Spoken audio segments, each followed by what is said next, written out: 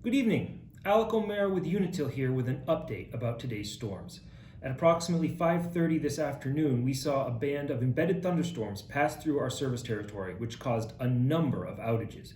We saw our outage count go from about 1,500 customers out to about 17,000 customers without power, almost all of which are in the New Hampshire region. Our crews are out there working. They're going to be working overnight. We're going to be picking up large chunks where we can, and we're going to be working with first responders to address public safety issues. But based on the amount of damage we saw from this band of thunderstorms, we do expect outages to continue, and there is a chance that this will continue into Christmas. If you wake up without power tomorrow morning, it may be wise to start thinking about alternative plans to have a good plan in place for this coming Christmas.